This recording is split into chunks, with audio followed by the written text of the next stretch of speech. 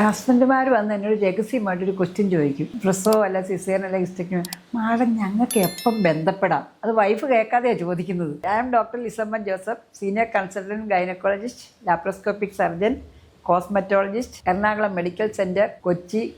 ഒരു കോമൺ സംശയമാണ്, 10 മാസം പ്രഗ്നൻസി കഴിഞ്ഞ് സെക്ഷൽ ലൈഫ് ഒന്നും ഇല്ലാതെ ഒരു 1.5 മാസം ചെക്കപ്പിന് 6 വീക്സ് ചെക്കപ്പ്, മാഡം ഇനി ഞങ്ങൾക്ക് എന്ന് സെക്സ് ആകാം?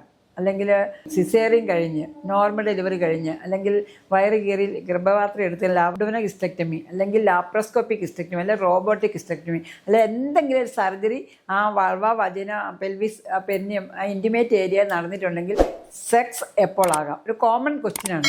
അപ്പോൾ എൻ്റെ അഭിപ്രായം ഞാൻ പറയുകയാണെങ്കിൽ നോർമൽ ഡെലിവറിയുടെ സമയത്ത് അവിടെ നമ്മൾ എപ്പിസോട്ടമി എന്ന് പറഞ്ഞാൽ കുറച്ച് മുറിവും ടയറും ഒക്കെ ഉണ്ടാകും. അത് ഹീൽ ചെയ്യാനായിട്ട് പെർഫെക്റ്റ് പെയിൻ മാറാനായിട്ട് മിനിമം ഒരു 6 to 8 വീക്സ് എടുക്കും.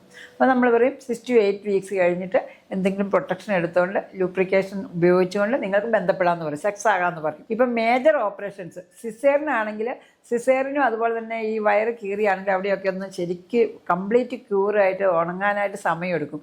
അപ്പോൾ ഒരു 3 to 6 months മിനിമം ഒരു 2 to 3 months എങ്കിലും എടുക്കുകയാണ് പേഷ്യൻ്റ് കംഫർട്ടബിൾ ആകുള്ളൂ. അത് കഴിഞ്ഞ് സെക്സ് ആകാനാണ് ഞങ്ങൾ പറയുന്നത്. പക്ഷേ ഈ 2 കേസിൽ നിങ്ങൾ ശ്രദ്ധിക്കേണ്ടത്, നിങ്ങൾ എന്തെങ്കിലും ഒരു പ്രൊട്ടക്ഷൻ എടുത്തിരിക്കണം, അല്ലെങ്കിൽ അടുത്ത പ്രഗ്നൻസി ചിലപ്പോൾ ആകാൻ വരും. എനിക്ക് എൻ്റെ അനുഭവത്തിൽ തന്നെ വന്നിട്ടുണ്ട്, കുഞ്ഞ് ഡെലിവറി കഴിഞ്ഞിട്ട് 4 മാസം 2 മാസം പ്രഗ്നൻസി. അതുകൊണ്ട് ലാക്ടേറ്റിംഗ് മദറാണെന്ന് വിചാരിച്ച് നമുക്ക് പ്രൊട്ടക്ഷൻ കിട്ടുന്നില്ല. ഓവുലേഷൻ എപ്പം വേണമെങ്കിലും ഉണ്ടാകാം, മെൻസസ് വരണമെന്നില്ല ഓവുലേഷൻ വന്നാൽ.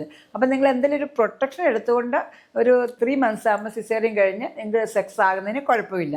പിന്നെ ഉള്ളതാണ് മേജർ ഓപ്പറേഷൻസ്. പെരിമെനോപ്പോസ് മെനോപ്പോസിൻ്റെ ഏജിലായിരിക്കും നമ്മൾ എന്തെങ്കിലും ഫൈബ്രോയിഡോ ഹോർമോണിൻ്റെ വ്യത്യാസമോ അല്ലെങ്കിൽ അഡിനോമയോസിസ് അല്ലെങ്കിൽ ക്യാൻസറിൻ്റെ തുടക്കം, അങ്ങനെ ആയിരിക്കും നമ്മൾ ആ സർജറി കാണുന്നത്. ഈ സർജറി തന്നെ നമ്മൾ വയറ് കീറി ചെയ്യുന്നതാണ് അബ്ഡോമിനൽ ഹിസ്റ്റക്ടമി, ഗർഭപാത്രം എടുക്കുന്നത്. അല്ലെങ്കിൽ നമ്മൾ ഇപ്പം കീ ഹോൾ സർജറി ഉണ്ട്, ലാപ്രോസ്കോപ്പിക് സർജറി എന്ന് പറയും. അല്ലെങ്കിൽ ഇപ്പം മോഡേൺ ആയിട്ട് റോബോട്ടിക് സർജറി ഉണ്ട്. ഏത് സർജറി ചെയ്താലും അതിൻ്റെ ഇമ്പാക്റ്റ് ഒരുപോലെയാണ്. ഈ വയറ് കീറി വലിയൊരു ഇൻസിഷൻ ഇല്ലെന്നേ ഉള്ളൂ, പക്ഷെ അകത്ത് നടക്കുന്നത് ലാപ്രോസ്കോപ്പിയാണ്. നമ്മൾ കറണ്ട് ഉപയോഗിച്ചാണ്, കോട്ടറി ഉപയോഗിച്ചാണ് ചെയ്യുന്നത്, സ്റ്റിച്ചില്ല. ഓപ്പൺ ആണെങ്കിൽ നമ്മൾ ഓരോന്ന് ടൈ ചെയ്താണ് പോകുന്നത്. റോബോട്ടാണെങ്കിലും ലാപ്രോസ്കോപ്പി പോലെയാണ്, പക്ഷേ അത് കുറച്ചുകൂടെ പ്രിസൈസ് ആയിരിക്കും. അങ്ങനെയാണ് ടിഷ്യൂ പ്ലെയിൻ കൂടുതലായിട്ട് കാണാൻ പറ്റും. ഇതാണ് ഈ ഓപ്പറേഷൻസിൻ്റെ എല്ലാം വ്യത്യാസം എന്ന് പറയുന്നത്. അപ്പം നമ്മൾ വയറ് കീറിയുള്ള ഓപ്പറേഷൻ ആണെങ്കിൽ ആ മുറിവ് ഉണങ്ങാനായിട്ട് നമ്മൾ പറയും ഒരു 3 to 6 months എടുക്കുമെന്ന് പറയും. എന്നുവെച്ചാൽ ആ പേഷ്യൻ്റ് അന്നേരം കംഫർട്ടബിൾ ആകുള്ളൂ. ആ പേഷ്യൻ്റ് കംഫർട്ടബിൾ ആയിക്കഴിഞ്ഞാൽ 3 to 6 months കംപ്ലീറ്റ് ക്യൂർ ആയിക്കഴിഞ്ഞാൽ നമുക്ക് ഇൻറ്റിമേറ്റ് സെക്സിന് ഒരു പ്രോബ്ലവും ഇല്ല. പക്ഷേ ഇതിന് മുമ്പായിട്ട് ചെയ്യേണ്ടത് നമ്മുടെ പാർട്ട്ണറെ നമ്മൾ മനസ്സിലാക്കണം.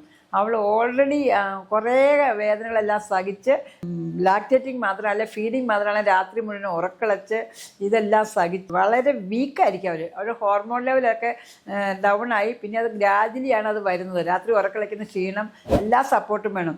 മേജർ ഓപ്പറേഷൻ കഴിഞ്ഞവർക്ക് ഇതിനെല്ലാം മെയിനായിട്ട് അവർക്ക് ഫിയറാണ്.